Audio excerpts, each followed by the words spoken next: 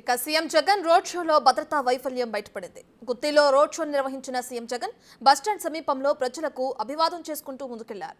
ఆ సమయంలో గుర్తు తెలియని ఓ వ్యక్తి ముఖ్యమంత్రి జగన్మోహన్ రెడ్డిపైకి ఓ చెప్పు విసిరాడు. అది సీఎం జగన్ కు తగలేదు, ఓ పక్కన పడింది. దీంతో అంతా ఊపిరి పీల్చుకున్నారు.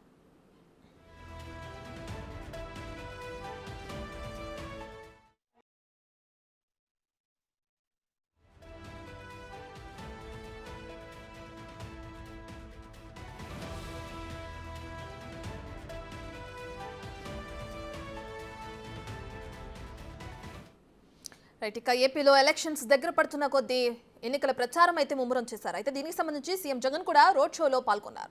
గుత్తిలో రోడ్ షో నిర్వహించే సమయంలో ఆయన పైన ఒక గుర్తు తెలియని వ్యక్తి చెప్పు వేసడం జరిగింది. దీనికి సంబంధించి మరిన్ని వివరాలు మా ప్రతినిధి యోగానంద్ అందిస్తారు. సో యోగానంద్, గుత్తిలో రోడ్ షో నిర్వహిస్తుండగా ముఖ్యమంత్రి సీఎం జగన్మోహన్ రెడ్డిపైకి ఒక గుర్తు తెలియని వ్యక్తి చెప్పు వేసడం మనం చూస్తున్నాం. అయితే దీనికి సంబంధించి ఏ విధంగా చూడొచ్చంటారు దీన్ని? అంటే గుత్తిలో ప్రభుత్వ వ్యతిరేకత ఏమైనా ఉందా? ఆ కారణం చేతే ఈ విధంగా రోడ్ షో నిర్వహిస్తుండగా ముఖ్యమంత్రి పైకి చెప్పు వేసడం జరిగింది అనుకోవచ్చంటారా? దీనికి సంబంధించిన డీటెయిల్స్ ఏ విధంగా ఉన్నాయి యోగానంద్?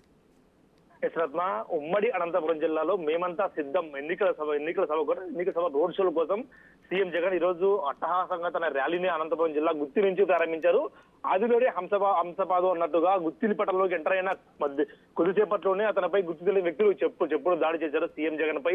సాక్షాత్ సీఎం జగన్ సభ ఉండే ప్రాంతానికి పోలీస్ సెక్యూరిటీ ఎక్కువగా ఉంటుంది.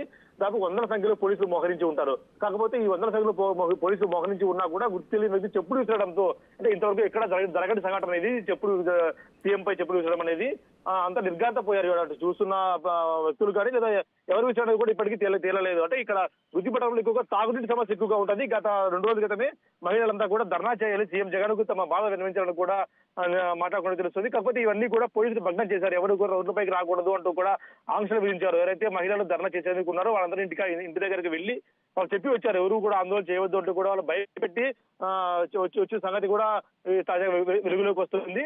అంటే ఈ సంఘటనలో గుత్తి పట్టణంలో తాగునీటి సమస్య దాదాపు 4 రోజులకు ఒకసారి నీళ్ళు వచ్చే సమస్యగా ఉంది. అంటే ఈ సమస్య కోసం వేసారు. అక్కడ డీజిల్ ఒక ఆటో స్టాండ్ కానీ బస్ స్టాండ్ కానీ ఉంటుంది, అక్కడే ఉంటుంది. అంటే ఈ బస్సు ప్రయాణించడానికి విసిరారని అన్నది కూడా దర్యాప్తులు తేలే అవకాశం ఉంది.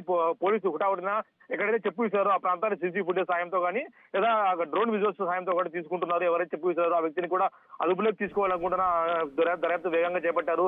ఎవరు విసారో, ఎందుకు విసారో కారణాలు కూడా అన్వేషించారు. పోలీసులు పనిలో పడ్డారు. అంటే ఈ కారణం ముఖ్యంగా తాగునీటి సమస్యగా ఉందో, వేరే సమస్యలు ఏమైనా ఉన్నాయా అన్నది కూడా పూర్తిగా చర్చించి దర్యాప్తులో వెలుగులోకి వచ్చే అవకాశం ఉంది.